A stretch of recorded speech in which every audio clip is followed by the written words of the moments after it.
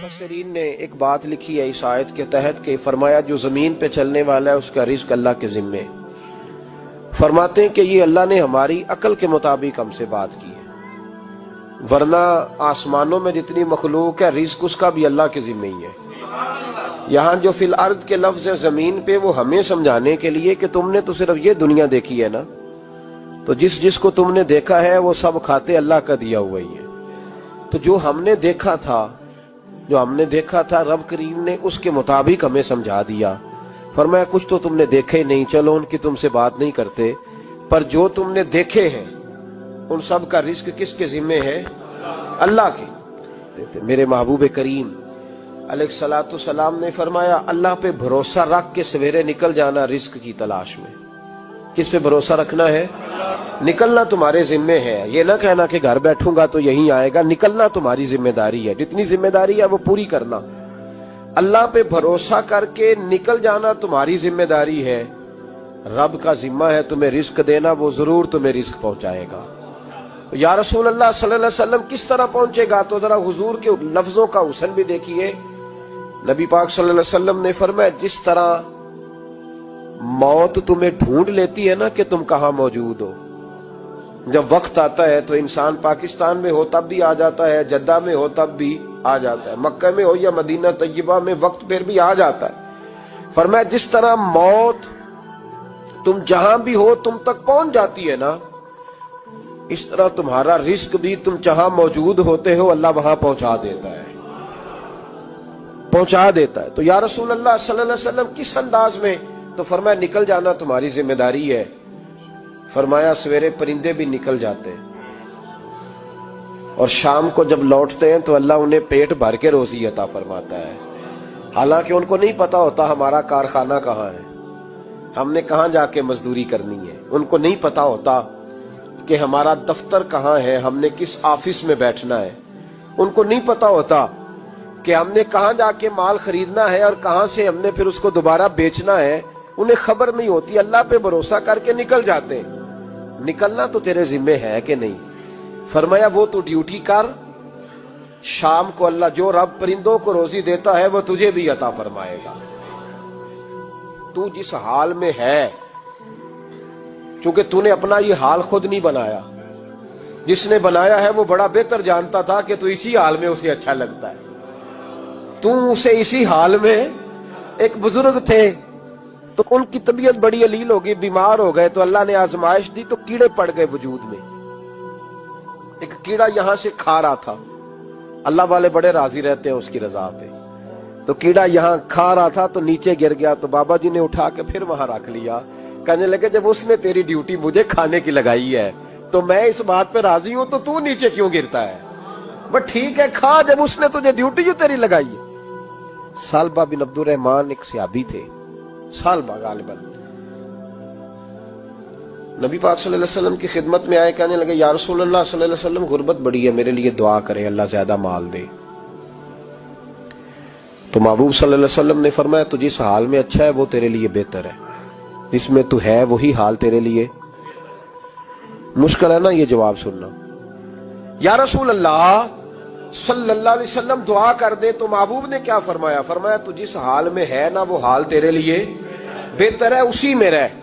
नहीं हुजूर दुआ करें। फरमाया सालबा तू बाज आ जा। हुजूर दुआ करें। फरमाया तू बाज आ जा। 2-3 दफा का जिद की। महबूब ने फरमाया जा, फिर अल्लाह तुझे ज्यादा पैसे देगा। चंद बकरियां खरीदी, इतनी बरकत हुई कि बकरियों के रेवड़ बन गए। फिर कुछ बकरियां बेच के गाय खरीद ली, उनके भी रेवड़ हो गए। फिर कुछ ऊंट ऊंटनियां ले ली, रेवड़ ही रेवड़। पहले 5 वक्त मस्जिद में आते थे, अब फजर और इशा रह गई। फिर माल ज्यादा हुआ तो मदीने शहर में कोई जगह ही नहीं, मदीने से बाहर हवेली खरीदी, फिर जुमा ही रह गया। जुमे के जुमे आते, ज़कात का हुक्म आया। मेरे नबी करीम अलैहिस्सलाम ने हजरत अबू हुरैरा को भेजा। फरमाया जा उसे कह तेरी ज़कात बनती है 2.5%। तो सालबा के पास हुजूर ने पैगाम भेजा। पहले तो कहा तेरे लिए बेहतर नहीं माल, जब इसरार किया तो अब बड़ी बरकत हो गई, बड़ा आया तो फरमाया ज़कात दे, 2.5% ज़कात है। अब जब सोचा कि 5 ऊंटों पे एक बकरी जाएगी और बड़ा सारा मुझे देना पड़ेगा, अब जब गौर किया तो ये तो ना कहा कि मैं नहीं देता, حضرت ابو ہریرہ سے کہنے لگے نبی کریم علیہ السلام کی خدمت میں عرض کرنا کہ میں خود آؤں گا۔ حضرت ابو ہریرہ نے آ کے عرض کی یا رسول اللہ صلی اللہ تعالی علیہ وسلم، حضور وہ کہتے تھے میں خود آؤں گا۔ تو کہتے ہیں محبوب نے ٹھنڈی سانس لی، فرمایا اسے کہا تھا کہ تیرے لیے مال بہتر نہیں، اب ہلاک ہو گیا، ہائے افسوس ہلاک ہو گیا۔ ان کو بھی تھوڑی دیر کے بعد احساس ہوا کہ یہ میں نے کیا کیا، نبی پاک کو ہی کہہ دیا نہیں ہے، حضور کو کہہ دیا بعد میں آؤں گا۔ اب دوڑے آئے، عرض کی حضور میں سارا کچھ لے کے آیا ہوں، قبول کر لیں۔ محبوب نے فرمایا گویا بلال حبشی کی خشک کھجور بھی قبول ہے، اور صہیب رومی ایک اٹی بان کی لائے تو وہ بھی قبول ہے، اور عمار بن یاسر اور مصعب بن عمیر اگر 2 دینار دے جائیں اور کوئی پرانا جوڑا کسی سپاہی کے لیے چھوڑ جائے تو وہ بھی قبول ہے، لیکن تو اپنا لاکھوں لے کے چلا جا، تیرا کوئی نہیں قبول، معاف کر دیں۔ فرمایا جا معاف کیا، پر پیسے لے کے نہ آنا۔ اگلے سال پھر آئے، بندے ہوئے ہاتھ ہے، محبوبہ میں دولت کا کیا کروں، آگ لگانی ہے، قبول کر لیں۔ فرمایا تو لے جا، تیرا نہیں قبول، گرا جو ان کی نگاہ سے وہ سنبھل نہیں سکتا۔ حضور نے وصال ظاہری کیا تو جناب صدیق اکبر کے پاس آئے، لاکھوں کا مال، ابو بکر قبول کر لو۔ تو جناب صدیق اکبر کہنے لگے اس کا کر لوں جس کا نبی نے نہیں کیا، چل جا کوئی نہیں چاہیے۔ حضرت عمر کے زمانے میں قحط پڑ گیا، بارشیں نہیں ہوتی، غلہ نہیں ملتا، حالات خراب ہیں، مالی طور پہ بحران آ گیا، غربتیں، مجبوریاں، تکلیفیں، آ کے روئے عمر میرا قبول کر لو، مجھے معافی تو مل گئی تھی نا۔ فرمایا معافی اپنی جگہ پہ، پر جس کا مصطفیٰ نے قبول نہیں کیا۔ بہت سارے لوگوں کو پتہ ہی نہیں کہ ان کا قبول ہی نہیں ہوا، اور وہ الجھے ہوئے، انہیں خبر ہی نہیں کہ اصل بات کیا ہے۔ فرمایا جس کا مصطفیٰ کریم نے قبول نہیں کیا، اب ہیرے اور جواہرات بھی لے کے آئے تو بھوکے مریں گے، پر اس کا قبول، اس بات پہ راضی رہو جس حال میں اللہ نے رکھا ہوا ہے، اس حال میں راضی رہو۔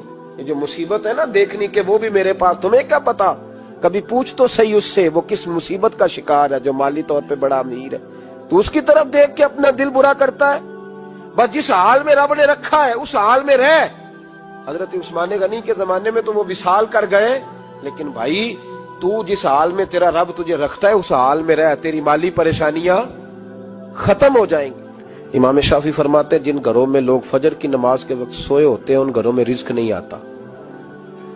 آپ فرماتے ہیں فجر کا وقت اللہ کے دینے کا وقت ہے، اس وقت اللہ بانٹتا ہے۔ حضور صلی اللہ علیہ وسلم کا فرمان ہے نا حدیث میں کہ تہجد کے وقت اللہ پہلے آسمان پہ نزول اجلال فرماتا ہے جو اس کی شان کے لائق ہے تہجد کے وقت، اور وہ کہتا ہے مانگو میں تمہیں عطا کروں گا۔ لینے کی باری آئے تو بندہ سمیٹ سماٹ کے اندر گھس جائے۔ ہمارے ہاں یہ ہوتا ہے کہ عشاء کے بعد بچے بیٹھتے ہیں موبائل لے کے، تہجد کا وقت آتا ہے تو ان کی آنکھیں بند ہونی شروع ہوتی، تو لینے کے وقت تو سویا تھا، ذرا مسئلہ کیسے حل ہوگا؟ بھائی جب کوئی آدمی خیرات بانٹ رہا ہو تو جو پیالہ پیچھے کر لے اسے ملے گا؟ کہتے اس وقت آنا جب میں بانٹ رہا تھا، اب تو کدھر آ گیا ہے؟ مثال دے رہا ہوں۔ تو فجر کا وقت مانگنے کا ہے، تو ساری رات تو گزر گئی گیمیں کھیلتے، ٹی وی دیکھتے، اور جو لینے کا وقت تھا تو سو گیا، تو کیسے آئے گا تیرے پاس؟ تو اٹھے سویرے، بندوں سے مانگ کے دیکھ لیا، بڑی عزتیں خراب ہوئی، فجر کا وقت اٹھ کے جھولی پھیلائیں۔ میرے رسول پاک علیہ السلام فرماتے ہیں، رب فرماتا ہے جب بندے میرے آگے جھولی پھیلاتے ہیں مجھے شرم آتی ہے، کیسے خالی واپس کر دو؟ تو اس کے سامنے جھولی پھیلائیں سویرے اٹھ کے، رزق میں برکت ہوگی۔ اور پھر ایک اور بات، 5ویں بات، رزق میں تنگی اس وقت ہوتی ہے جب ہم مال غلط جگہ پہ خرچ کرتے ہیں۔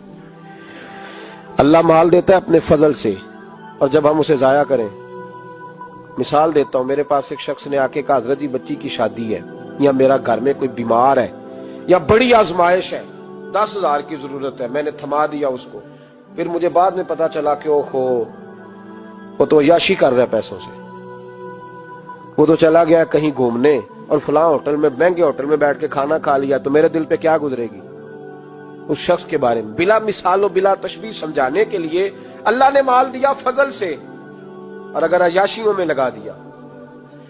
صوفیاء فرماتے ہیں کہ اگر ایک دھیلا تو حرام جگہ پہ خرچ کرے نا، ایک دھیلا، تو 1,00,000 दिनार की बरकत तेरे घर से उठ जाती है, एक धेला हराम जगह पे। कुरान मजीद की आयत पढ़ता हूं, रब फरमाता है वमन आरादा अन जिक्री फइन्ना लहू मईशतन दनका।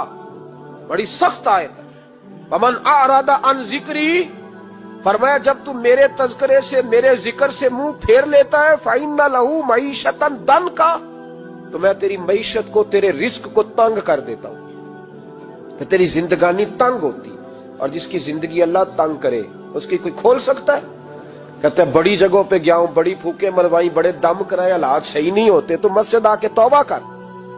वो कह रहा फइन्ना लहू मईशतन दनका, ऐलान है कुरान पाक का कि जब तू मेरे जिक्र से मुंह फेरेगा, रोटी मेरी खाए और पैसे लेके याशी करे, मस्जिद आई ना। हुक्म तो यह है कि जितनी जितनी नेमत बढ़ती जाए सजदे बढ़ने चाहिए, लेकिन हम लोग सजदे कम करते जाते हैं, फर्द नमाज भी नहीं पढ़ते, फिर रिस्क तंग होता है, फिर अल्लाह के अदल का निजाम चलता है, फिर खराबी होती। इसलिए याद रखें, कुरान मजीद ने हुक्म दे दिया कि अगर चाहते हो कि रिस्क में बरकत हो तो फिर रिस्क देने वाले के आगे झुक जाओ।